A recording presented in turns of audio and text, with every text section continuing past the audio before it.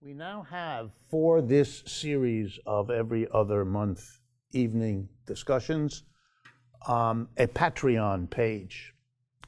For those of you not familiar with it, Patreon, P-A-T-R-E-O-N, patreon.com, is a way for people that value this service, this event, to be supportive on whatever level they can. You go to patreon.com and look up GCLEU, that's Global Capitalism Live Economic Update. That's the initials, GCLEU. And then you can get access to the YouTube of this discussion and of each of them. And you also can support us. I also like to remind the audience that will see this on YouTube, which normally numbers between 50 and 100,000, it varies each time, that the folks that are sitting here all were asked to and contributed $10 per person, so that those of you out there who feel, I hope, a certain amount of, well, let's be honest, guilt, that you are getting more or less a similar service. And if you could and would like to be supportive of our efforts, going to our Patreon page, patreon.com/GCLEU, would allow you to do that. And in return, of course, you get the YouTube version. You can also, which doesn't cost anything, subscribe to the YouTube channel for this event. That's also important because the number of people who subscribe to a YouTube channel, which doesn't cost you anything, gives us all kinds of support at, by, and through YouTube, which is more and more how this country's distribution of media work. And so if you have YouTube followers, people who have just clicked a button, I want to be informed of this, it works into our favor. The weekly show that we produce, Economic Update, in both radio and television form now, is produced in the YouTube studios by arrangement with them because of the size of our audience.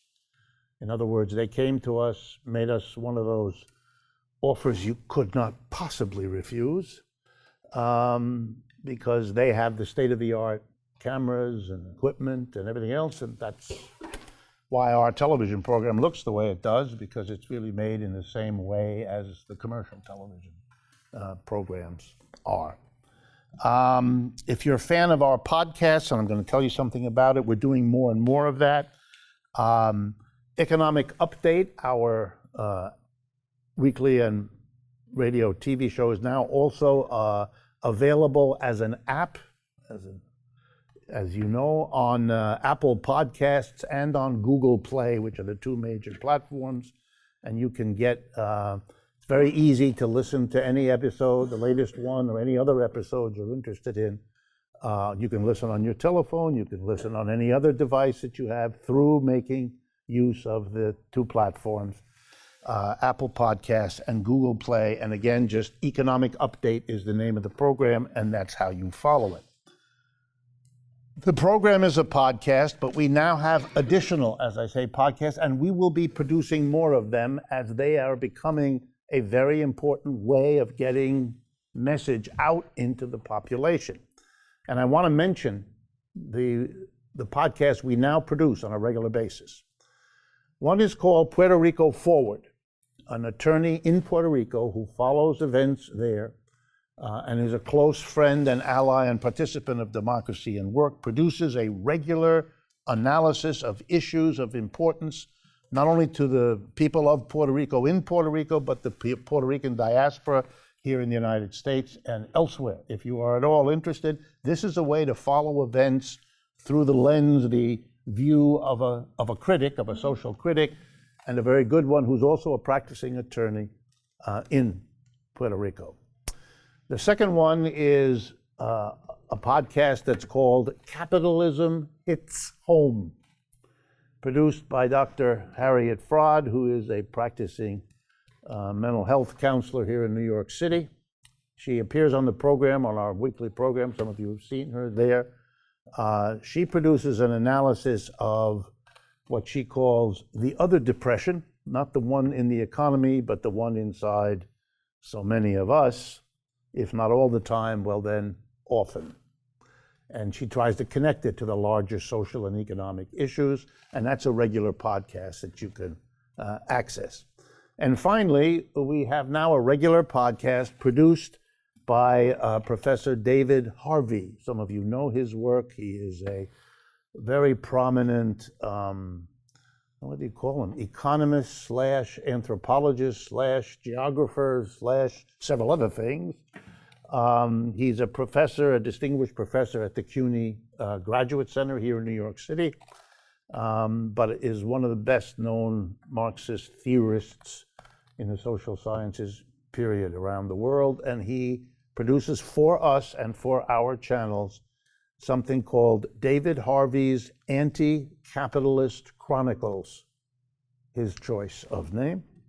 And that launched a couple of months ago, and we produce a regular podcast of him presenting work that he's doing, reviews of books he thinks it's important to know about.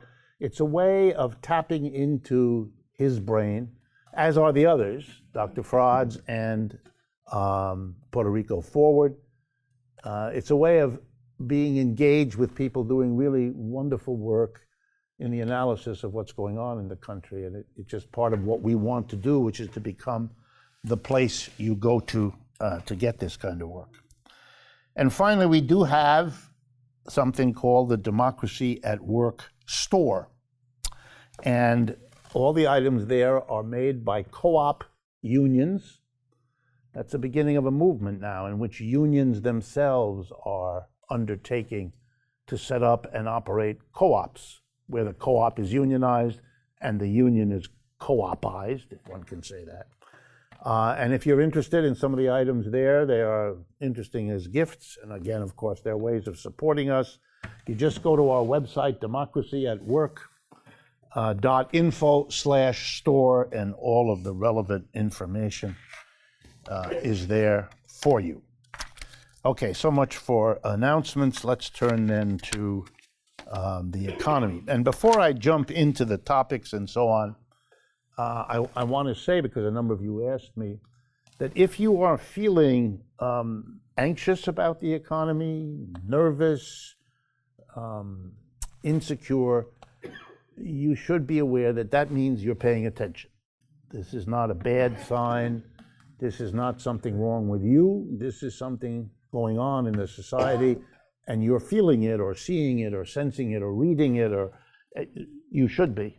You should be worried whether or not, if you have some money and you're invested in the stock market, you don't need me to tell you that the last 2 months have been a roller coaster ride on the stock market of extreme movement. That is not going to stop. It happened today. I mean, it's going to be part of the environment for reasons of the deep uncertainty we're going to be talking about in a few minutes. And that affects everything. The level of uncertainty is almost the most important variable that is now on people's mind. It's not that we weren't uncertain before, we were. But the uncertainty is now felt. It is an uncertainty that is sensed by people in a way that they weren't before, for all kinds of reasons. And that, of course, changes everything, because if people have that feeling, then they act in other ways.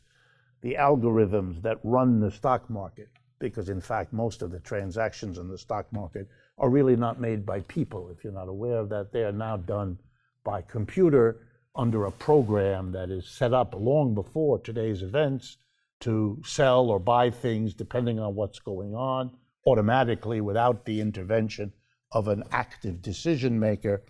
So that for this to be as oscillating and as unstable as it is, tells you that it's already being built into people's expectations. Very wild movements the minute something happens that frightens people. And as I say, we'll go into that in a few minutes when we do what we're majored task is tonight, which is talk about what we can expect going forward. First, a few smaller items since the last time we met, which was back in November. Things have happened that deserve at least some comment. In a couple of cases, even though I may have made some comment about it before. I'm assuming you're all aware of the search over the last 15 months by the Amazon Corporation seeking to have a second headquarters. It already has a headquarters on the northwest, where it comes from, but it wanted to have a second headquarters since it is now one of the biggest corporations in the world, growing very fast.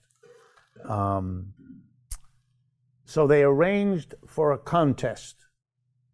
This received quite a bit of media publicity. They invited cities and states, all of them.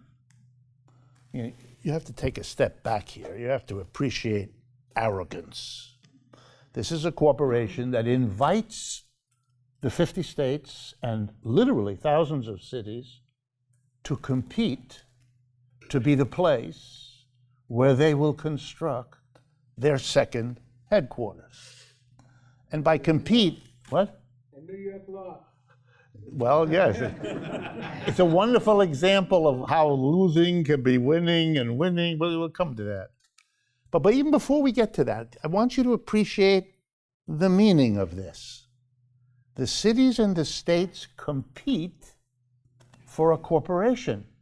And compete is a very polite term.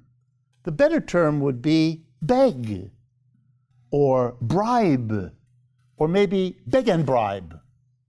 Beg, please come here, and here is a bribe to get you to come here. And every city and every state got involved. I believe every single, not every city, but every other one of the 50 states made some effort, which means they took fairly high-paid economic development officers in various places who then went and made presentations, probably flew out to Seattle or wherever these things were done to make a pitch. Come here to Chicago, or come here to Cleveland, or come here to New York, etc. So it costs even more money than you might imagine to make an offer, make a bid. And then you had to bid something. And make a long story short, with great fanfare, Amazon announced that it had gotten so many attractive offers that they decided to have their second headquarters split into two places. The winning states were New York and Virginia, and the winning cities were New York City, and I believe Crystal City is the name of the city in Virginia, which is a suburb of D.C., the way Queens, which is where it's going to be here, is, depending, I don't want to insult anyone, but it's sort of like a suburb of New York. The total estimated outlay, and there are various estimates, so I understand they're variable, but the one that gets the most play is that the cost of building this, and by the way, Amazon likes to refer to it as a campus. Yes, you have to have a sense of humor, or you will dissolve in tears here. A campus. Their headquarters is a campus. You know, like your backyard is a palace. Why not? You know, the word palace sounds better than backyard, and so campus. Cost of it, $10.5 billion. I believe that's the cost of both of them, the two together, the one in Virginia and the one here. And the total amount of subsidy given by the states of Virginia and New York and the cities of New York and Crystal together are $5.5 billion, which means more than half the cost of this campus is being paid for by you and people just like you. You're going to pay more than half. 5.5 is more than half of 10.5. Okay? How does this work? Tax holiday. They don't have to pay taxes for X period of time. Subsidies, straight out subsidies. Roads being built, land being cleared, all kinds of expenses that will be picked up by the community. Total number of jobs this is going to create. This is always very important. When a company wants something, it tells you it's doing it to bring you jobs. You know, companies, they should be understood to be sort of like Santa Claus. Only they don't wait till 25 December. They come all the time, bearing gifts called jobs. When a company wants something and tells you the jobs it's going to create, reach into your pocketbook or your back and hold on to your wallet, because they're coming for it. And all of that talk is usually blah, blah, blah, blah. Why? Well, you've got to give a reason. The only way Amazon could get the subsidies was if the mayor of New York, Mr. de Blasio, and the governor of New York, Mr. Cuomo, went along with this, because that's in the end where the money is going to come from, and the subsidies and the bankrolling of it all. So you have to get the politicians on board. Otherwise, this doesn't go anywhere as a proposition. You may also have to get the city council or other important bodies to go along with it. And it doesn't look good for them to give a huge gift of $5.5 billion to what? To one of the richest and most profitable companies in the world, since average people like you and me might wonder, why are we giving our money to this rich company exactly? Why are we doing that? And the answer, the quick answer is, we are bringing jobs, like Santa with presents. It's worth it because the jobs are going to come. Okay, let's suppose there's something to this. Let's suppose they just don't make it all up. Is there an agency in New York or Virginia that has in any way the staff to keep track over the next 2, 5, 10 years how many jobs were created? No. How many of whatever jobs were created were filled by people already working for Amazon who moved from, Boise, Idaho to Queens, and so therefore we're not paying for new jobs for New Yorkers, we're paying for people who already have a job at that company to move. Who keeps track of that? Answer, nobody. There's no office for that. There's nobody paid to do that. Well, you might say, here's a thought. We could make the gift of $5.5 billion conditional. We could say, here's $5.5 billion. We're going to check, at the end of 12 months, at the end of 24 months, and if you're making reasonable progress towards what you promised, okay. And if you're not, well, you're going to have to pay back some of what we're giving you. That would be a conditional. That would be a way to make sure that the promise wasn't just BS coming out of their mouths at the nice convenient time in front of the TV cameras. Did the state of New York and the state of Virginia and the city of New York and the city of Crystal, did they attach such conditions? No. Just like they didn't attach conditions like that to the bailout in 2008 and 9 of the banks, of General Motors, of anybody else. Of anybody else. No conditions. For some reason, we just trust them. So, the city of New York is coming up with, $2-3 billion, or whatever the exact number is. That changes anyway between now and as this thing gets done. And so you have the spectacle of an uncertain number of jobs, absolute transformation of that part of Queens.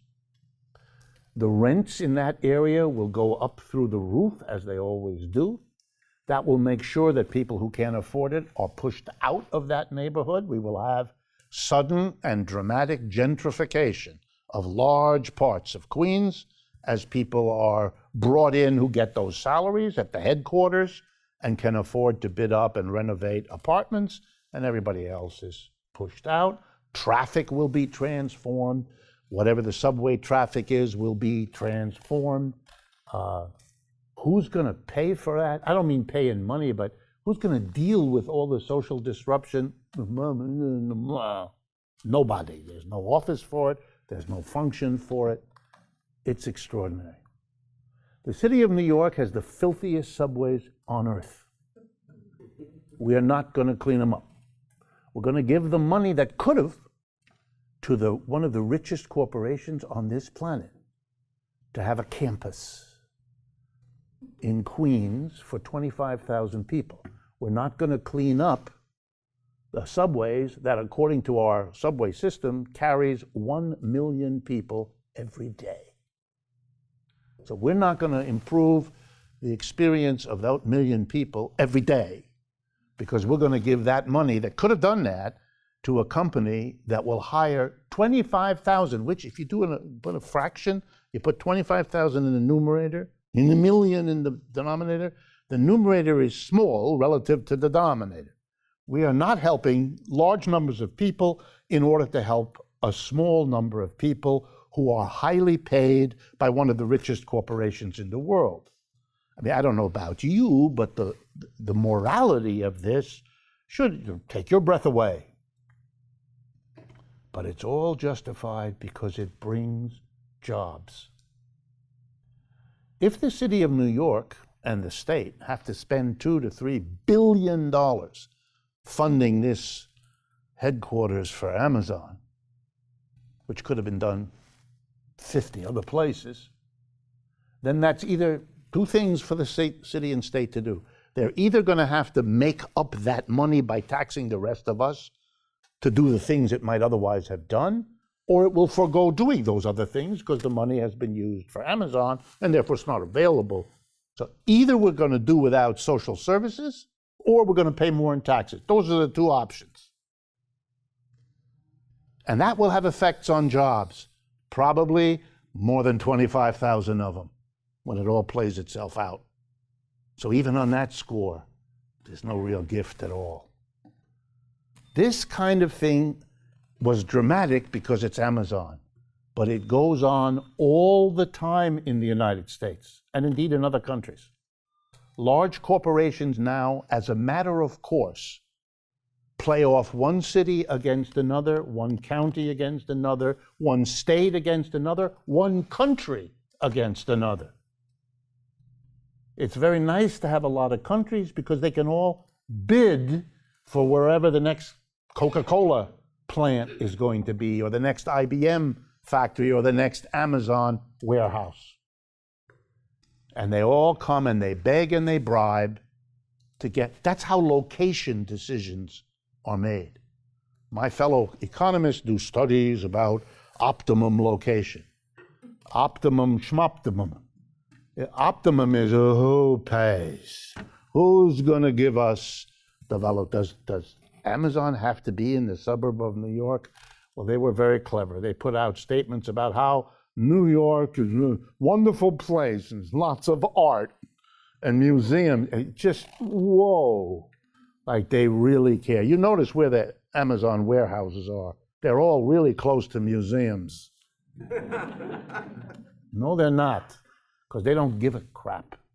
The decision is not made by any of this other stuff. The decision is where the money is. Amazon just got more than half the cost of its second headquarters paid for by other people.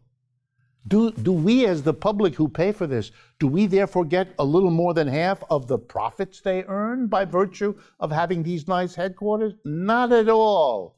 Our share of the profits will be what it is now. Nothing. Zilch. They will pay taxes, but at a reduced rate for a bunch of years, because that's part of the package of supports that they got, so they won't even pay the kind of taxes. And if I'm not mistaken, most of those people will not send their children to the public school system, et cetera, et cetera, et cetera. Yes?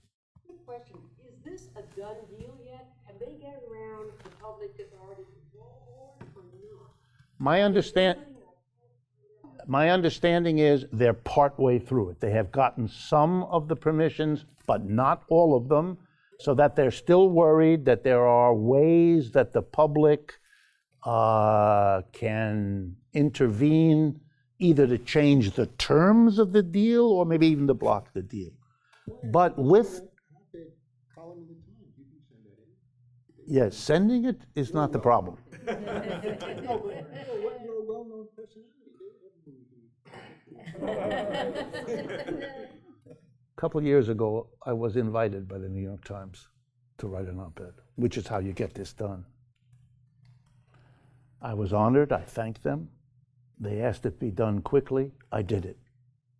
I sent it in, and I never heard from them again. So I could do that exercise again, but I'm busy, and I think my chances of getting an op-ed in the New York Times are right up there with my ascent of Mount Everest. I wouldn't bet on it if I were you. But I mean, I understand your point. It could be. There is opposition. There are a number of lower-level politicians in Queens. I believe Ocasio-Cortez has spoken against it, and some others.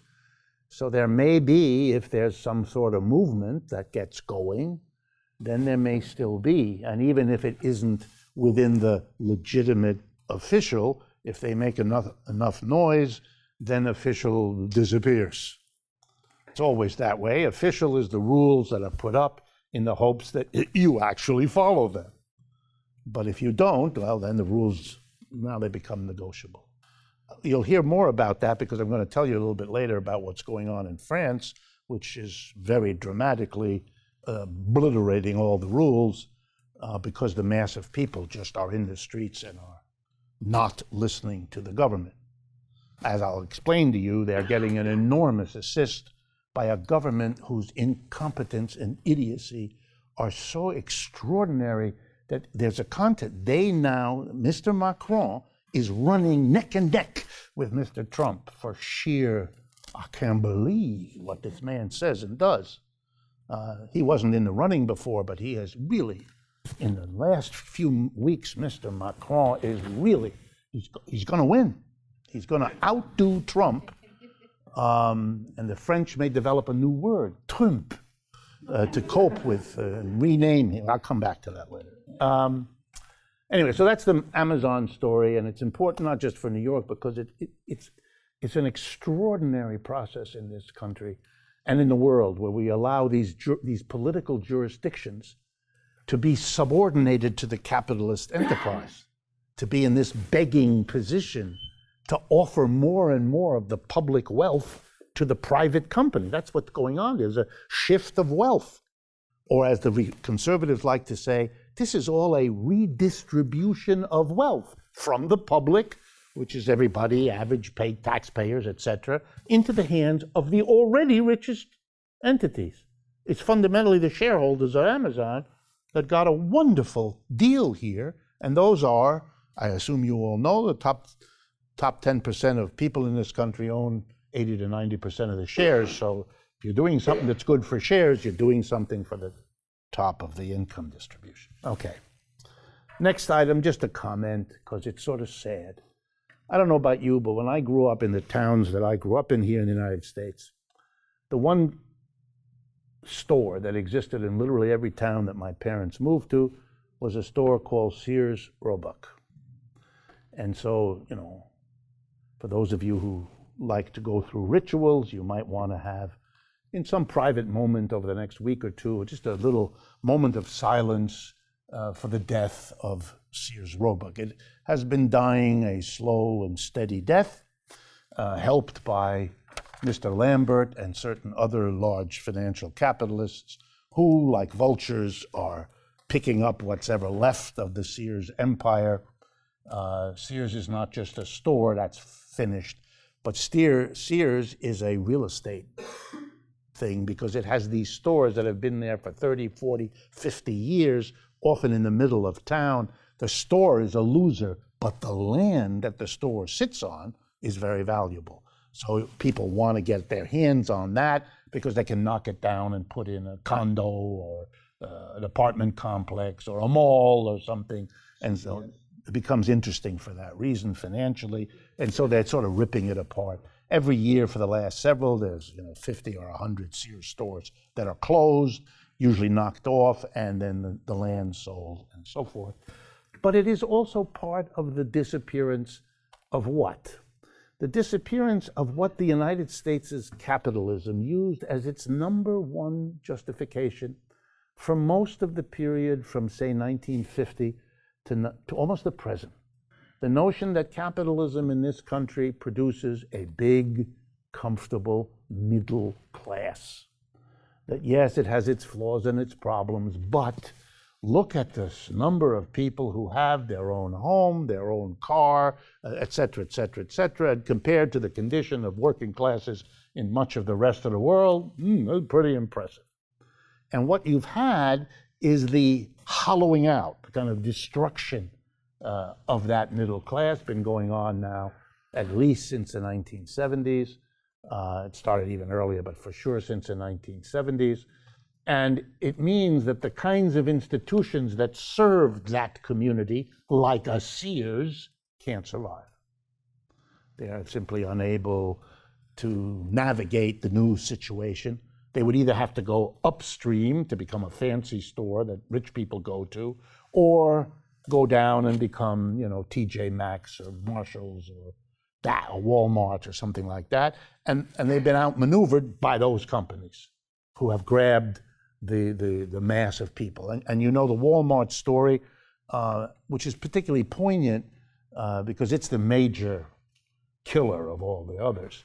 And that only was possible, the destruction of that middle class, because of the deal made between Walmart and the People's Republic of China. Without that deal, Walmart could not and would not have been able to do what it did to destroy Sears. The Chinese, again, fantastic producers of stuff at a very low relative price, partly because of the wages they pay, partly because of the working population they have and what its expectations are. They turned out to be able to produce virtually anything, to learn the technology, copy the technology, or if you like to believe Mr. Trump, steal the technology. Well, they got the technology, and we can talk about that later if you're interested. And they had the labor force, and they got the technology, and they had the capital, and they make everything, as you know. You're all wearing it. You all arrived here with it, and your refrigerator, if it isn't already, will soon be, and your car as well, et cetera, et cetera. They had a big problem, though. They could produce, but that's not enough. You've got to distribute. They've got to get it to where the people can see that the quality is pretty good and the price way better, so that they would buy it. They had no way to break into the American distribution system without enormous risks, enormous expenses, and a lot of time, unless they found a partner who could solve the distribution problem for them overnight. Walmart. A marriage made in heaven. Walmart and the People's Republic. Walmart has a distribution system second to none, and they want to wipe out the Searses, and so they can bring the much cheaper stuff from China and offer it at a fraction of the price that Sears, with its traditional suppliers, could possibly do. Bye-bye Sears, rise up Walmart.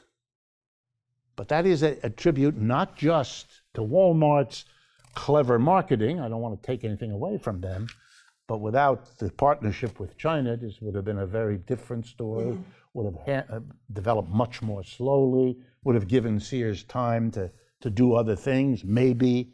But it's important for you to see how the history of all of this plays out and the irony of being enemies of a China when you have been such a close ally for so many decades already. Strange. A couple more quick ones. Pacific Gas and Electric, a utility in California that is now facing bankruptcy because it is being sued by virtually everybody in California because of its, I'm trying to be nice, its insufficient care in relationship to the fires that burnt half the state down. And so it's not going to survive as a corporate entity unless it goes through a very extreme bankruptcy, which will wipe out many of its creditors, shareholders, and so on. But what I find so remarkable, and the only reason I'm bringing it up, is that the whole premise of the suits is that they were incompetent in doing what they should have done and preparing and taking into account the risks of fire and all of the rest of it. And yet there's no question, no concept that maybe you shouldn't reconstitute another utility, whatever it's called, in its place, after you've cleaned up the enormous mess of the corporation that can't go on because it's bankrupt. You might imagine, for example, that you would rethink how a utility ought to work. Maybe it shouldn't be a private corporation honing in on profits, cutting corners where maybe you shouldn't have, doing a little extra in a state that was experiencing droughts for several years, in a state where the fire risks were known to be going on. Maybe a utility should be careful. And so maybe you shouldn't set it up as a private profit-making corporation. Maybe you should set it up as a public cooperative in which the decisions are made in part by the workers who know the details of how to run it, and in part by the customers who are worried about what kind of service or what kind of fire they're going to get, depending on the decisions that are made. I understand that there is no serious conversation in California about that. I may have missed it, but I didn't notice any. I read all about the bankruptcy and the details of what creditors will get paid off and what creditors will get nothing and what creditors will get a little bit, and all the usual kinds of stuff about bankruptcy, but questioning the concept of having our utilities run as private profit-making enterprise doesn't enter. And it's a little bit like the banking system. The banks all went belly up, the big ones, in 2008 and 9. They collapsed. I assume you all know that. In 2009, every one of the major American banks, Wells Fargo, Citibank, JP Morgan Chase, Bank America, were all bankrupt. They could not meet their liability, their obligations. They were saved by the Federal Reserve System and by the United States government. The Federal Reserve gave them basically limitless loans, and the United States government invented, it's very important, invented non-voting shares. It's really interesting. They got the banks to issue special shares, which you buy like any share of any company, right? Doesn't pay dividends, and you can't vote. You don't get a vote for the share the way you would if you bought a common stock. So it's basically a way of giving the company a lot of money and not encumbering the company with your vote or any obligation to give you any money back. Wow, how nice. What a wonderful thing. So the banks whose speculations in mortgage securities, MBS as they were called, mortgage-backed securities, and credit default swaps, some of you remember those things. The banks speculated in them, that went belly up, the system crashed, they went to Washington, they wanted a bailout, they got a bailout, government money, Federal Reserve cash, bailed them out, saved the situation for them. And nowhere along the way was the idea, let's see, if they brought the crisis, and if we're bailing them out, we ought to have some claim, some quid pro quo. We're not going to punish you for bringing on the crisis. We're not going to withhold saving you, but you've got to, if your stock comes back up, some of that has to come back to the people who helped you and the people whom you harmed for the 10 years since that crash. A lot of people have not come back to where they were before. Nothing. No conditions, no payback, nothing. General Motors, which got the single biggest bailout, $50 billion, has to this point paid back 40.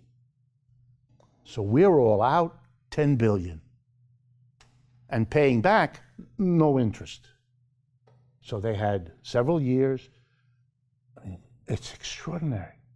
And for that, the United States government, nothing gets in it. Has no share of General Motors, has no share in its profit, nothing. And then the banks, because it's really a variation of the Amazon story, if you think about it. And this week, we had another chapter. The Trump administration arranged for a woman named Liang, I don't know if you picked it up, to apply for a position on the Federal Reserve Board, which she did. They have not had very many women on the Federal Reserve Board. I'm being polite. And so this was a chance. This is a woman who has a long history of working in financial regulation. But obviously she's not a big regulator, otherwise Trump would never have put her up for this.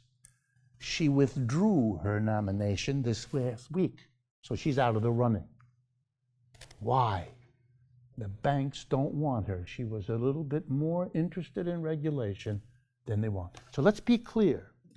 The banks are using the money we, the people, gave them in their time of need to lobby the Congress to prevent a person who might regulate them. We're paying to remove an active regulator from our agency that supervises the banks, and we gave them the money with which to prevent. I hope this takes your breath away. You live in this. And I'm just giving you the tip of the proverbial iceberg here in terms of what's going on. All right, let's turn to the issues today. Because I don't want bad news to prevail, let me tell you about what I believe is extraordinarily good news. And before I do, let me tell you where you might want to go to learn about this. I'm talking about the yellow vest, gilet jaune movement in France, which is now about 7 weeks, more or less, old. So it's very young, it's very new. It is absolutely extraordinary what is going on there. It almost makes you think again that France is the place where that revolution happened back in 1789, and that they have some sort of taste over there for it. It's not just their cuisine that's remarkable, but it's something else is remarkable. Where would you go to get the best? There's a lot of literature now coming out. Much of it is lopsided, but one of the best places is the major French newspaper called Le Monde, the world in French, Le Monde. And the editor there, the chief editor, is a man named Serge, I think Halimi or Halimi, I'm not sure which of the two. But you can look him up, Le Monde or Serge Halimi. He has a couple of recent articles that are mainly lead editorials analyzing the yellow vest movement. It is very balanced, very careful to look at strengths and weaknesses, not all gooey with romantic stuff. I'm about to do that. But are more balanced. It's really excellent, and if you're interested, that would be the place I would go. Okay, just to make sure we're all on the same page. 7 weeks ago, Mr. I'm tempted to say Magoo, but it's Macron. You'll see, he really is Mr. Magoo.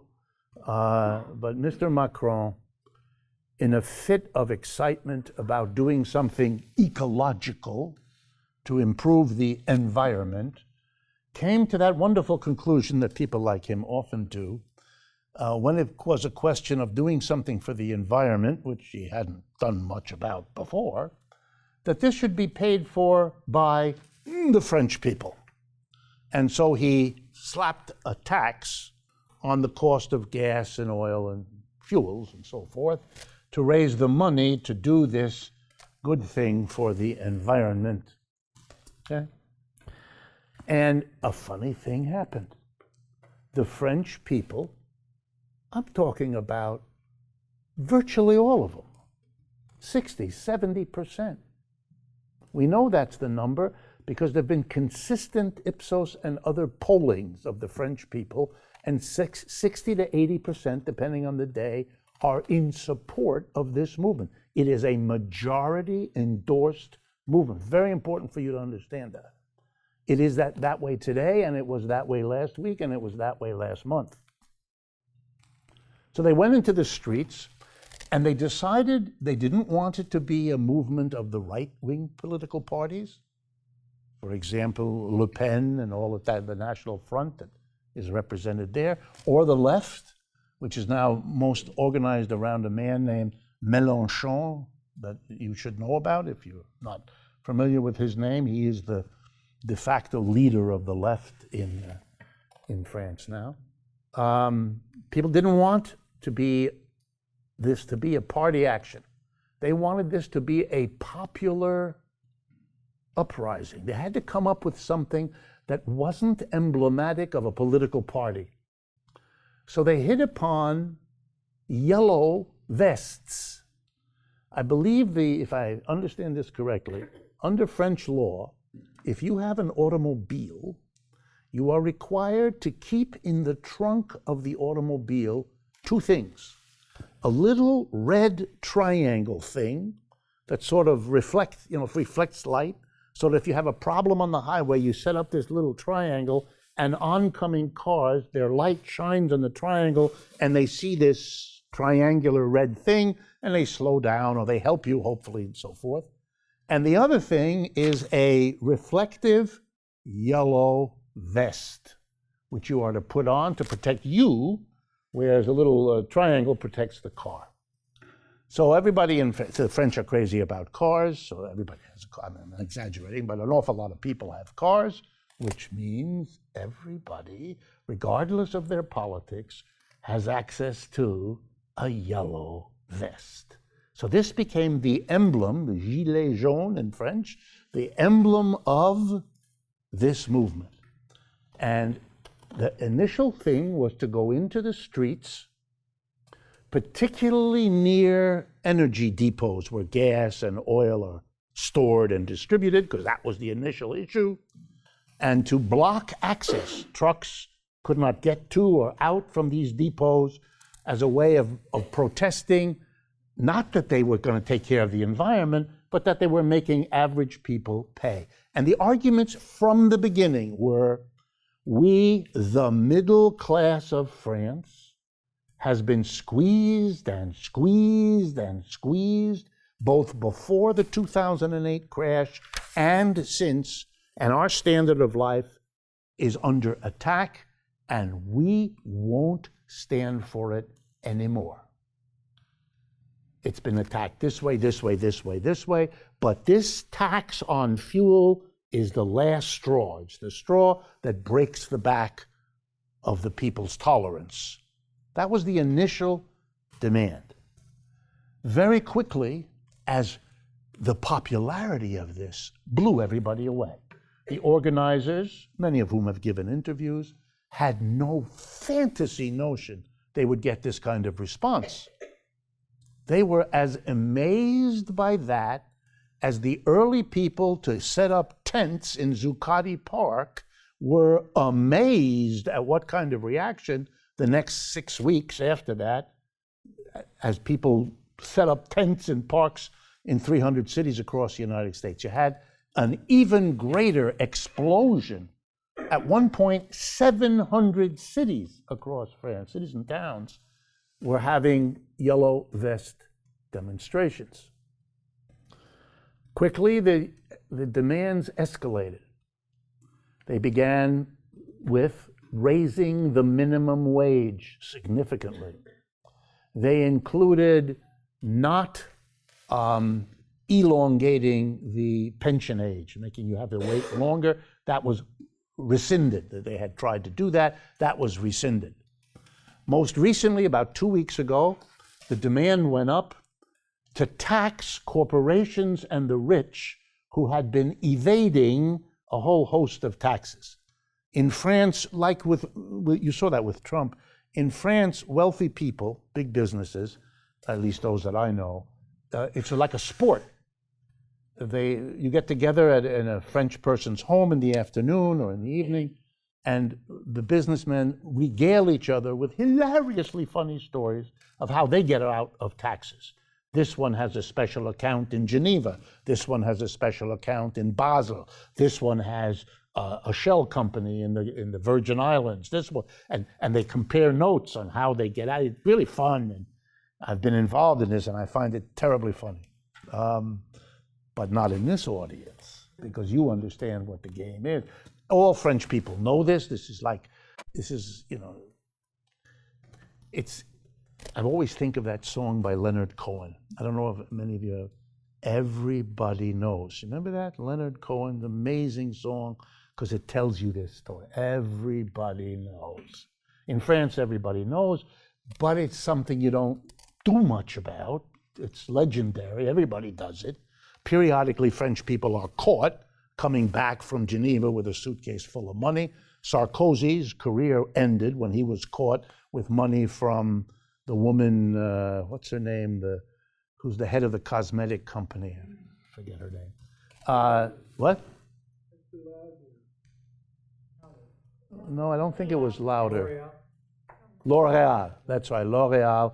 And I forget her name. It's the woman who owns L'Oreal.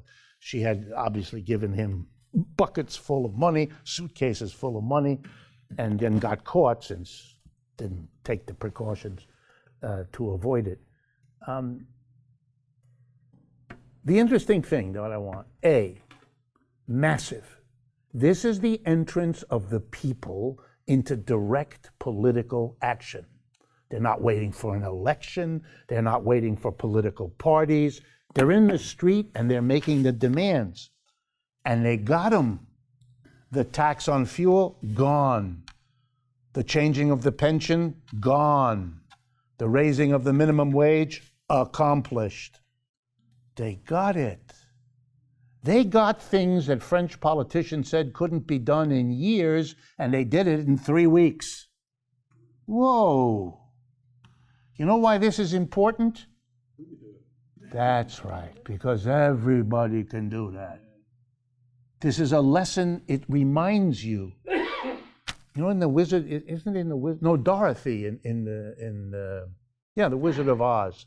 There's a line in there at a certain point where I don't remember who says it to whom, but somebody says to the person that the people had the power. They just didn't know it. They always had the power. They always had it. They just didn't know that they had it. The French are in that moment. They're realizing, my goodness, the last 2 days are like a pinnacle of why this isn't going to go away. 2 days ago, desperate, because Mr. Macron is caught. He is part of the elite, the École Normale, people who become the government in France. He was, by the way, it's a shame to say it, he was a cabinet minister in the socialist government a couple of years ago, before that disappeared, Mr. Hollande's government. Then when he saw that Mr. Hollande's popularity went into the toilet. Why? Because the socialist Hollande had won an overwhelming electoral majority by promising to end austerity in France, to end the squeezing of the mass of people to get out of the crisis. He was going to squeeze the rich. He won the election overwhelmingly because of it. The socialists, for the first time, had the presidency, the Assemblée Nationale, and the Senate. They controlled all three houses. They hadn't had that before. And in a matter of 2-3 years, he went into the toilet. Why? Because he administered the austerity he had promised to get rid of. And the French people turned on him big time. And they would have voted for the conservative leader in the last election, except he got caught. I hope I'm reminding you, if you didn't notice it, was a wonderful French moment.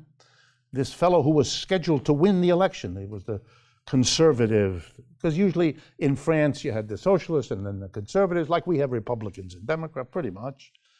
But he got caught during the election, the conservative, having created 3 phony jobs, each paying better than 100,000 euros a year, but he was very generous. One went to his wife, one went to one of his children, and one went to the other child. And he got caught. And the French people, a good number of them still voted for him, which something to think about, but an awful lot didn't. And that made it possible for Mr. Independent Macron, who no one really knew about or heard about or cared about, who had no political party, he was independent, he became the president because of the fall. By the way, only 2 or 3 percentage points ahead in the election of Mr. The left-wing guy, Mélenchon. Just 2 or 3 percentage points in that first election. Very close.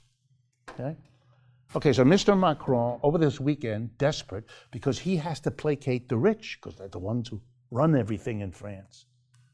But he has to do something about this mass movement, which has 60, 70+% of the people. How's he gonna do this? He has no idea. And since he has the skill of a dead iguana, no disrespect to iguanas, a dead one, I can't expect much. He does one stupid thing after another, but over this last weekend, he outdid himself. He invited the French people, it's just that arrogance again, he invited the French people to a débat national, a national debate over the issues raised by the Yellow Vest movement. Okay, that's not smart, because it means that the president is inviting a debate over what this mass protest movement has put on the agenda. He didn't put it on the agenda. The Congress didn't put it on the agenda. No political party. The people put it on the agenda. What a strange idea that the nation is going to debate something that the people put on the agenda directly. But that wasn't the best part. He named a woman to lead the national debate, a minister in his government. And the next morning, which was yesterday morning, the French newspapers reported on her salary while she would be leading the debate. $200,000 a year. She is going to be the government leader of the debate with the mass of the French people who are demanding basic economic benefits that are a small fraction of what their other side of the debate is being paid. It made the Gilets jaunes movement, 20 times stronger, 10 minutes it took, as everybody heard the story. The stupidity of that is so grotesque, so enormous, that you realize it's out of control. They don't know what they're doing. They're lurching around from one thing to another. It's one of those examples in which one of the reasons you're doing well is because your enemies are so dumb, are making so many mistakes. They are helping you because they don't know what to do. They've never faced this situation before. They don't know how to cope. And everything they do makes it worse for them. There already is a powerful Gilets jaunes movement in the Netherlands. It has already spread. There is a fairly strong one in Belgium. There have begun to be scenes in Britain. The Italians are following it with enormous interest, as you can see from the front pages of Italian newspapers. Everybody is wondering, and above all, the leaderships, because they all see in Mr. Macron an image of themselves. What would they do if this disease catches here? Everything Macron did to bring it down failed.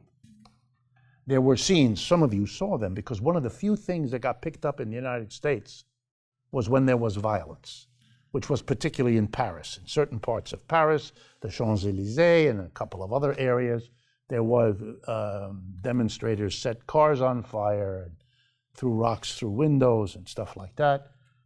Tiny fraction of all the movement, the vast majority of demonstrations, which took place outside of Paris, had no violence whatsoever at any time, not before, not now, but the focus, and that was, that's standard operating procedure for the government, to focus on the violence in the hopes that people who might be sympathetic to the goals will get turned off by the violence and therefore pull away. They thought that was happening between December 20th and the end of the year, but it turns out that that was people turning to the holidays and having their Christmases and their New Year's. Once that's over, they're right back again. So that hope of Mr. That's why he called for the national debate, because he has to try to cope. At this point, it's unclear what's going to happen. He should put on a vest and get in front of it. I mean, that's the obvious thing to do. Yeah, but that's not who he is. It's not how the French work either. But it might be an idea for him. You might try to call him. I'm sure he's very desperate at this point. To the New York Times, yes, something like that. The right wing in France is trying, all the political parties are trying somehow to navigate a difficult situation. They're not wanted. Stay away. We don't want to be drawn in to your political maneuvering. It's not that they aren't sympathetic. A movement this big is like the French population. It's half to the left, half to the right, roughly speaking. But the parties are trying to be friends, allies, not get on their nerves, not be pushed away. Probably the biggest influence at this point is Mélenchon. It's from the left, not the right. You can see that in the demands, but you can also see it in the identity of the few people that are getting, they're not the leaders because they don't have that, but they are spokespersons, and those tend to be people that are close to Mélenchon. So it's obvious that they have a bit of an edge, but no one knows quite how this is going to play out. But it is an intervention. It's overwhelmingly focused on economics. The critique of economic suffering is number one. It's not that they aren't interested in cultural issues and political, but it's about wages, it's about taxes, it's about pensions, it's about money. It's a little bit like the Occupy Wall Street, which was so remarkable in America because it wasn't about sexism and racism and all the other issues that are important, but it was about the 1% versus the 99%, which puts the economics right up front. That's what they're doing too. And they're not being dissuaded. The government's effort to hit them with the violence didn't work. The government's threats, the government has arrested now 2,000 or 3,000 people. Over this last weekend, the government announced it was mobilizing the military, and when pressed by the newspapers, it was, you ready, you'll love this, to protect the protesters from the violent enemy elements. So, I mean, very clear, trying to split this movement apart. None of this has worked. And my guess is nothing is changing in France, nothing of the sort that would address these issues. The things Macron has done, which are powerful symbols of what they could achieve, are still not anywhere near adequate to change the basic situation. So we have, in effect, a stalemate.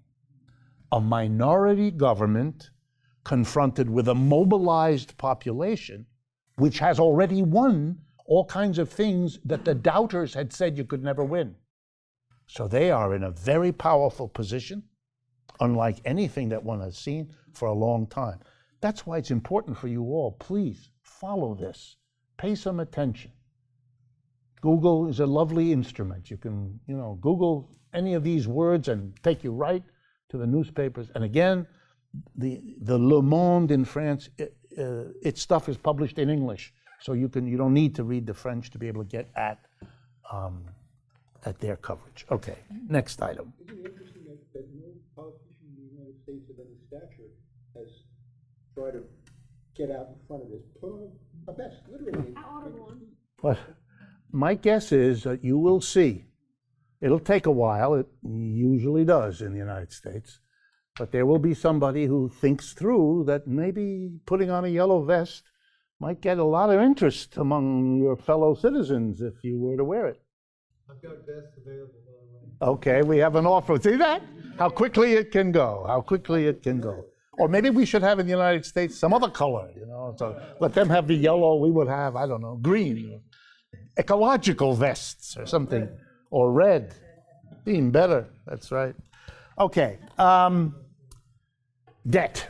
Let's talk a little bit about debt. It's one of the other topics, and that's also about what's happening. Debt is a major part now of the story of the American economy, past, present, and future. Let's just very simply, 3 kinds of basic debt. Debt of the government, debt of corporations, and debt of individuals. All 3 are very important in the United States, and all 3 are at record levels, historically unprecedented levels by almost any measure. Among individuals, the kinds of debt are mortgage debt, that's the biggest one. Americans owe more on their homes than on anything else. Thereafter, automobiles, credit cards, and student debt, all of which are markedly less than mortgage debt. So mortgage debt is the big thing for individuals. The other 3 are important, particularly student debt, which is rising faster than all of the others, is now $1.5 trillion worth of student debt. Just for all of you know, student debt in the United States is larger than the total of all credit card debt. We've had credit cards for 30, 40 years, 50 years. We've had student debt only for 20, and the student debt has already outrun the total credit card debt in the United States. Corporations borrow. They borrow for all kinds of purposes, short-run purposes, to take care of wages they have to pay, to take care of tax bills they have, but they also borrow for long-term when they make an investment, when they build a factory or hire workers or move a plant someplace, they borrow over the long run, investment bank borrowing. And governments likewise, they borrow for short-term, they borrow for intermediate, and they borrow for long-term. The debt of the United States has gone through the roof, as has the debt of other countries. Corporate debt is at a record, and individual debt is at a record. They're all higher than they were in 2008, the last time this economy crashed. Okay? So if debt was a key part of the crash in 2008, which virtually everybody believes it was, we did call it the subprime mortgage collapse initially. Subprime is when people borrow for a home, for a mortgage, but have a bad credit rating. Their income isn't very high. They're going to have trouble servicing this debt, paying it back, paying the interest, which is why it gets a low rating. A low rating the terms are prime if you're a good risk, subprime if you're a bigger risk. So it was the people who were the big risks who couldn't pay their mortgages, which collapsed everything in 2007 and 2008.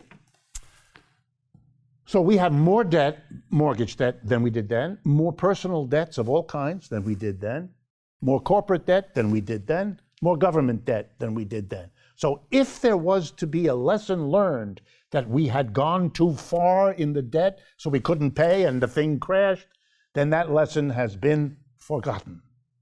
And it took less than 10 years to erase this. But I want to look at it a little more closely. One of the things that was done in the last 4 months of 2008, September, October, November, and December, those are the key months for those of you that are interested in this history, when the level of collapse in the United States was so enormous. Those were the months during which the statistics of the number of people losing their jobs was 600,000, 700, just off the chart per month, losing their jobs. You had meetings at the Federal Reserve Bank here in New York of people who were desperate because they felt we were this close to a general breakdown of the economy. A general breakdown doesn't mean what you read about, banks having a problem lending to each other. It's worse than that. It's when money can't move anymore. Nobody can get paid for anything, and therefore, very quickly, no one's going to do anything because they can't be sure they're going to be paid. That means no one's going to drive a truck from New Jersey into New York City loaded up with quarts of milk or cans of soda or beer or anything else because they don't know, they're not going to be stuck having delivered the stuff and they have no money and no promise that's worth anything for the money to come, when it will come, how much of it will Meanwhile, they have bills to pay, so they can't pay their bills, which means somebody else is now in trouble, and it becomes very quickly, the system breaks down. It really, I mean, the stores are empty, you are running around worrying where you're going to get your food. Okay, that was the anxiety. There were meetings in New York. Some of my students who work in these institutions were telling me about it, the level of panic.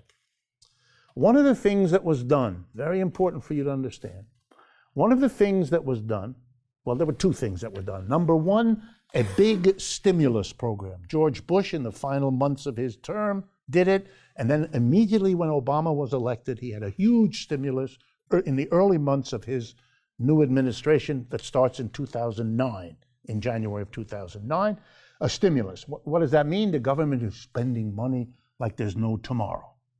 Okay, so one of the things to get the economy going again, since lots of people were not spending any money because they couldn't get any money. They couldn't get the money they needed to spend because nobody was paying anybody any bills, because nobody knew where the next day would leave them. So the government basically came in and spent tons of money because the population couldn't or wouldn't. Right? So the government comes in and does this. That was the one thing. The second thing, and the bigger one, was the Federal Reserve, our central bank in the United States, flooded the economy with money. It literally, in the old days, it would have printed money, literally, bills. Nowadays, you don't do it because the money is now electronic. So you basically create an account. What the Federal Reserve does is say to a particular bank, say, Chase Manhattan Bank, okay, here is, and then they hit some keys, and there's $500 million that the Chase Manhattan Bank can now spend any way it wants that it didn't have 10 minutes earlier. Now you have it. And if that isn't enough, $1 billion. And if that isn't enough, $10 billion. What's the difference? It's just a different key or one more zero. There's no problem here. And then the Chase can now do what? It has all this money. By the way, what does the government charge them for that? Nothing. In the crisis moment, nothing. Meanwhile, they can turn around and lend it to everybody for whatever interest rate they can get. So they get money for free, and they can lend it to you for your credit card, get 18% on the money that they lend you that they paid zilch for. This is called attractive banking. They loaned it back to the government and got 4 or 5%. Yes, the government gave them the money for free, and much of the money, we have an expert here, and everything he's saying is exactly right. They were free to take the money and lend it to the government. Why would the government borrow? Because the government was stimulating the same economy. It was spending all this money. Where would it get it? It didn't dare go and tax people. There would have been a revolt if they had done it.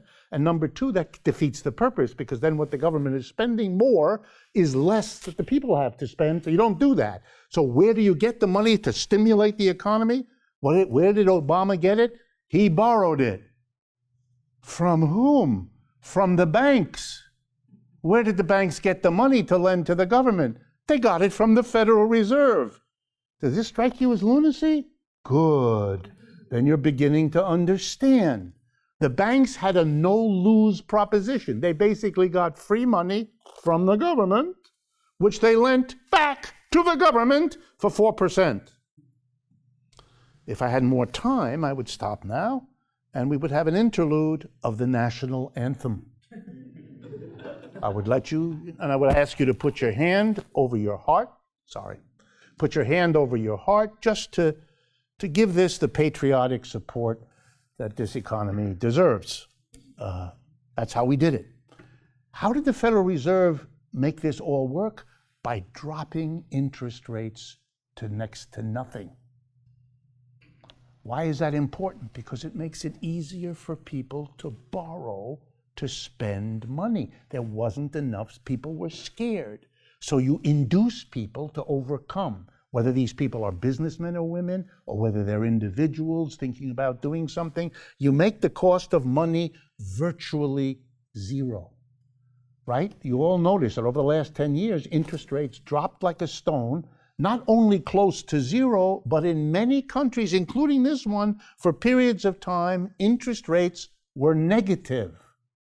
Just so you all understand, that means you borrow $1 billion for a year, and at the end of the year, you give them back $990 million.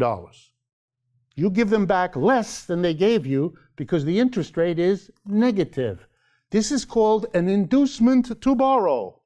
They are literally paying you to borrow money. You understand? That's how desperate it was to keep it going. So here comes now the punchline. Corporations, more than anybody else, corporations over the last 10 years had a situation they had never seen before. Free money. No cost money. Not only could you get as much as you wanted, they wanted to give you more. And corporations did what you might expect. Every group of corporate executives solved every problem they had in the easiest available way. They borrowed money because there was no cost to it. And so corporate debt is now at levels we've never seen before. And eventually, Buy back their own stock. they often did it. They often did, very clever. They used that money to buy back their stock on the stock market. Why would they do that? Because it drives up the price of the stock. If your company, let's call you General Motors for the hell of it, if your stock is $12 a share, but you borrow huge amounts of money and you go into the market, which is legal, and you buy your own shares. Can a corporation go in and buy its own shares? Yes, perfectly legal. Yeah, it once was illegal, it's now legal. So they drive up the price. Why would they do that? Because the executives doing this have their salaries linked to the price of the share. If the price goes up, they get a bonus. If the price goes up a lot, they get a bigger bonus. Meanwhile, the shareholders are happier than pigs in that place. If you don't know what I'm talking about, you have to find an American and we'll tell you what that means. The shareholders are happy because the price of the shares is going up. They're the ones that own the shares. So for shareholders, it's fun. For the executives whose salaries are linked to the price of shares, it's fun. The cost of borrowing the money to do this is zero. Let's go for it. So they do. They borrow like crazy. But they also borrow to make all kinds of investments. They've been borrowing like crazy. Here's the problem. They have to pay it back. How are they going to do that? If their investments are in trouble, they won't be able to. Even if their investments aren't in trouble, something else can happen.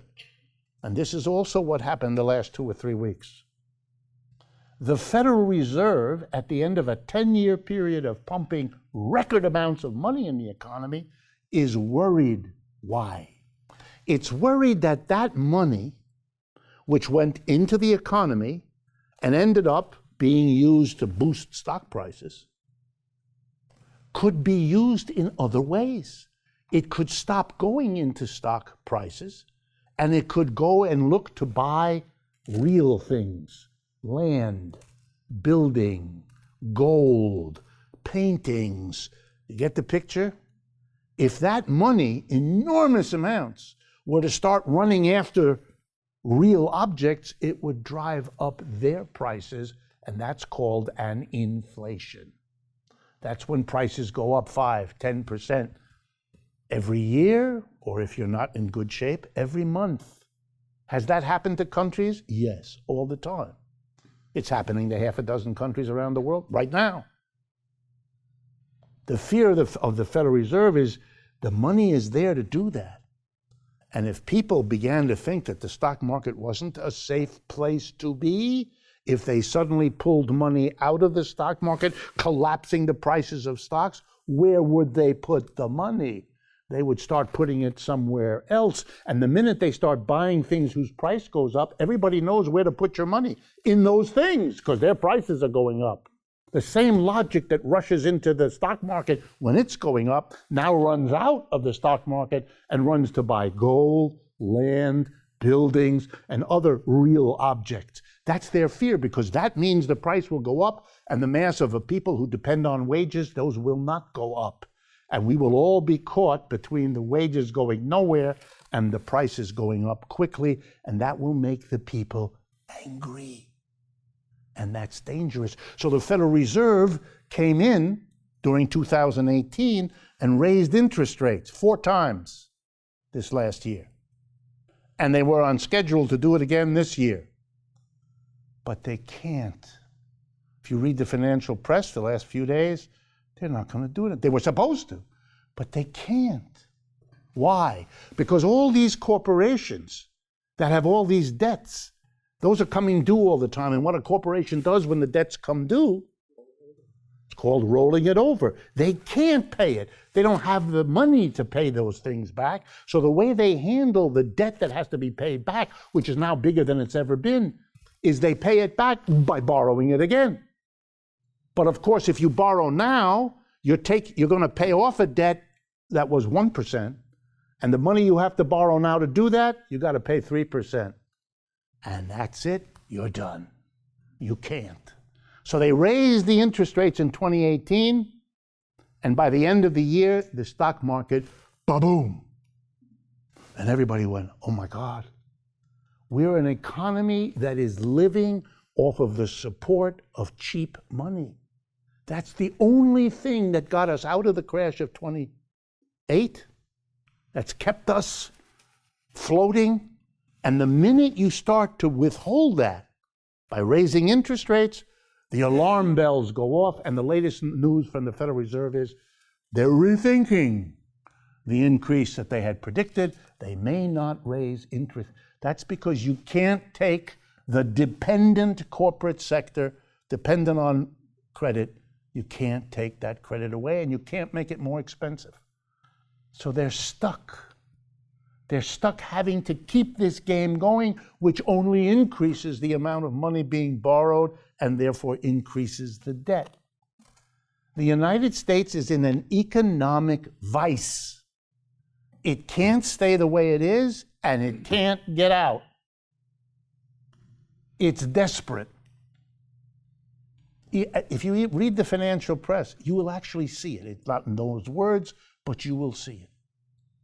The popular press, the disconnect between the mass press and the financial press, I've never seen it like this. In the financial press, every single one predicts an economic downturn, either 2019 or 2020 the latest. JP Morgan Chase, the World Bank, the International Monetary Fund, wherever you turn, that's clear. The mass of people, by the way, Republicans and Democrats alike, what's the problem? Everything is okay. We have a strong economy. No, we don't. Yes, our unemployment is very low, absolutely. But that's because of what's called a Keynesian stimulus. Last December, we cut taxes by $1 trillion, and we increased government spending. If you cut taxes by $1 trillion and you increase government spending, you have to borrow like crazy, which is what we've been doing. Okay? The government doesn't mind because the interest rates are so low. So the government borrows like crazy, stimulates the economy. Very nice. So for the year, lots of jobs, particularly lousy paying jobs with no benefits and no security. That's the kind of jobs we create. Nothing like the jobs we lost 10, 20 years ago. But the unemployment rate is down, leading people who look at that number to, strong economy. Our economy, if that's what you look at, is strong. But if you look at the rest of this story, particularly the debt, it is a disaster. Now, in the little bit of time I have, punchline, where does all this lead? Mr. Macron in France, Mr. Trump here, what are they doing about these basic economic answer? Nothing. It's very important. Nothing. Nothing. The only thing you can look at that he did is that tax cut last December. and that only made it worse. He's not doing anything for the inequality in the society. The rich are getting richer and the mass of people are not. The chance that he's going to have a revival of manufacturing in this country is silly. The horse shit about the wall has nothing to do with anything. That's political theater designed to distract people from all of these other issues so they can get all excited either for the wall or against the wall. This is a wonderful debate, has nothing to do with nothing, and distracts people from noticing that nothing is being done about the basic economic issues, which is why they voted for Mr. Trump, basically, in the first place. Nothing is changing, and it isn't in France either. It isn't in England either. The English, you should look at the English as a model of what's happening to us. The English people are destroying their economy in this crazy dispute, which is like our dispute over the wall. That we should be in with Europe, or we should have a Brexit. We should what? It's like having a discussion about how many angels dance on the head of a pin. We make fun of the medieval scholars who debated how many angels, because they have no dimensions, can fit on the head of a pin. If they have no dimensions, it's an infinity of angels that could do it. And if they have a dimension, what? We all go, what? Smart people had a debate? Yes, for decades. It was a hot debate. That's not any weirder than in or out of Europe. Huh? What? That doesn't affect your life, your job, your future. In fact, the anxiety over Brexit is destroying what's left of the British economy, which won much anyway. These are the behavior. Trump, Macron, Brexit, the crazy people now in charge of the Italian government. These are theaters of distraction, theaters of desperate casting about for something to do that gives at least the illusion that we're dealing with our problems, because of the deep feeling, which is where we started tonight, that it's not working out real well, that the future is very, very uncertain. I teach a course here at the New School, and every now and then I have students who come see me because of their exams or their papers they're writing. And so I get once or twice a month a student in my office who summarizes this for me. And it's equally the men and the women, the males and the females. They report the following. Last night I had a call from my mother, and it's got me very upset. She explained to me that my father's job is, they can't pay the bill for the next semester. I am only 2 semesters from getting my degree. I'm already $60,000 in debt. What am I going to do? I can't pay this debt. But if I walk away from this university, I'll have my $60,000 debt and no master's degree, which is why I came here. I can't stay. I can't leave. I'm screwed, and I'm very upset, and I can't turn to my parents for help. They can't help me. That's what the call was about. And the tears come down because they're completely trapped. They know they can't get a job. They know they can't get the income. They can't live in this. This kind of uncertainty exploded in France with the Gilets jaunes, and it's coming here one way or another, in one form or another, with one political complexion or another. But we're living in a period of time in which the signs are now everywhere. The volatility of the stock market, the anxiety of people in the stock market is mirrored by the anxiety of those students with their tears and those people in the streets of France who don't know which way things are coming and have had it. So we do live in very interesting times about which people warned us. May you live in interesting times, but then again, maybe not. Excuse me. And what do you recommend to the students, like the one you mentioned? The only thing I can think of, and they ask me, you have, and now I have a model, you have to go out in the street and you have to make, together with the other students, the demand that all of these debts be canceled. It's an old idea from the Bible that some of you know, and it's older than that. I think it's called the Jubilee in Christian imagery. It's that old, by the way, it's very old. It was this idea, which still exists in many countries, many parts of the world. Steve Keen. He's one of the people, the modern writer who talks about this. It was an old idea that over time, some people got rich and some people got poor, and that would destroy the community. So every little while, in some years, in some people's communities, every 10 years, in some people's community, every 25, every 50, all property would be redistributed. Everybody would get an equal amount, and we'd start all over so that we were all together, that we wouldn't harden into rich and poor with all of the envy and bitterness and anxiety that comes with it. Jubilee, positive term, was the name for this redistribution so that we would not do what societies do to themselves, like ours now, who don't do that. Excuse me, when this started, most of the debt was to the government. Right. And the government could easily just wipe it out. Right. That doesn't exist now. That's not really No, it would be, now it's a struggle among people because the debt has become privatized. You should be aware that most of the debt that I've told you about, and I have to stop now, but most of the debt, the student debt, the mortgage debt, the credit card debt, and the car debt, is made into securities. Those debts are grouped together in bundles, they're called, and shares of stock are issued against them. So you can buy a share of a bunch of mortgages. Rich investors buy them, which means that the money that little people are paying for their monthly mortgage to the bank, it doesn't go to the bank and it doesn't stay in that community. It goes through the bundling into the hands of the investors who are the ones that own all that debt. So the existence of debt is a massive mechanism for moving property from the mass of people into the hands of the rich. It's exactly what the funding of Amazon did in its way.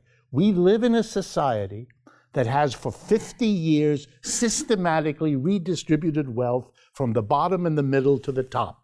But it thinks, along with the conservatives, that we must be vigilant not to have a tax system that might, just might, move it the other way. Spectacular. To get people to feel that redistribution is a problem if it goes in one direction, in a society where for 50 years it has gone uninterruptedly in the other direction. Power of ideology. I mentioned before a very strong word which I could relate to about the theater of all of this process. Can you see it that a monetary economy, regardless of which country, are esoteric explanations of gambling? Yeah, these are all gambles. Everything about this society. A debt is itself a gamble.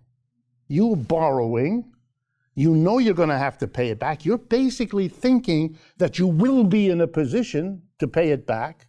You're gambling that you will, because you're going to be in deep trouble if on the date that it's due, you don't have that money. These are all gamble. People can occlude themselves, have their brains shut down and not see what they're doing. But yes, it's all a gamble. The stock market is a gamble. Borrowing is a gamble. Americans borrow like crazy with their credit cards and their automobile. The gambling is built in to what normal life is understood to be. We live in the most unstable, erratic, unsecure, uncertain economy in my lifetime. And I think that's going to be the major theme across this year as this uncertainty plays itself out. But it includes the provocation to masses of people. I want to go back. The French people are doing something absolutely historic, and don't lose sight of that. That is the plus side of all of this. That is producing a solidarity of people, a movement of people, an entry of masses of people into politics that could change all of this. And that gives the best hope I can see anywhere that out of all of this chaos, something will come that is good. I couldn't say that to you in November, the last time we were here. That's changed. And that change is not going away. Watch what goes on in France. It's probably the most important thing we'll be watching in the next few weeks. I will see you again in March. Thank you very much for coming.